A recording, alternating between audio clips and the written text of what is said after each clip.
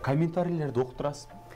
Мен чындыгында көбүнчө келинчегим маани берет экен. Мен көп деле маани бербейм. Анан могу кайнатаңдын үйүндө сен кечке жүрөсүң дегенде мен маани бердим. Себеби менин намысыма тип кетти бул сөз.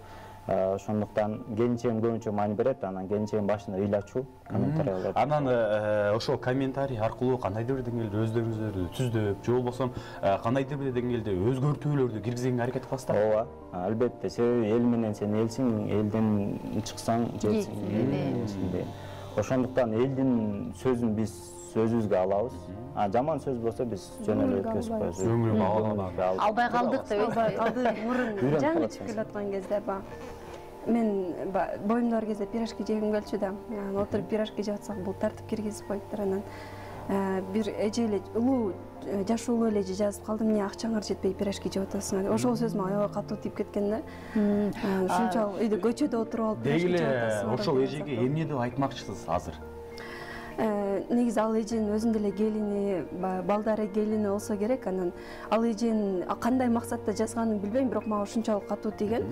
Эпте өзүңөрдү эптей албай көчөдө пирожки жеп атасыңар деген сыяктуу сөз болуп тийген да. Ошондо ыйлагам. Ошондон кийин жолдошум айткан, мындайларга маани бербе. Булар балким үйдө зеригип отуруп эле жазып коет деген сыяктуучу. Ошондон кийин анан негативтерге эң адамда бул адамда биринчи орунда бул чындыгында жанагы студент кезде үйлөнгөнбүз. Биз 5-курстабы үйлөнгөнбүз да.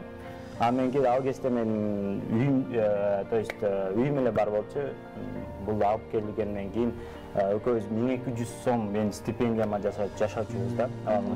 Мондай нандарды нанга эле продуктага кичине нанга эле эмебиз жетип, анан эт албачубуз. Этти жөн эле сырттан жесек жечүбүз, анан эт албачубуз, же шаурманын этин жечүбүз.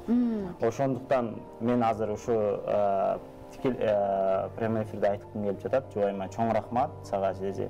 Себеби менин акчам жок кезде бул аябай жегиси келди. Клубника жегиси келди, аны жегиси келди. Себеби базар жаныбызда болчу да. Базар ичине кирип мен ичине киргизбешке аракет кылат болчумун, себеби менин акчам жок. Көргөн сайын жегиси келеби? Көргөн сайын, себеби ал эми 300-400 сом убагында бизге действительно студентчилик кезде ал деле кыйын болуп калат да. Себеби мен ал кезде иштечү эмесмин, ал кезде биз медакадемияда мисалы үчүн иштесең да болот. Негизи мен иштечү эмесмин да. Эмнегедир мен жанагындай окууга көбүрөөк маани бергендиктен мен иштечү эмесмин. Анан сага рахмат. Ошол кезде бул жегиси келип турса деле мага айткан эмес да, мен жейм депчи. Анан мен ошол кезге аябай ыраазы болом.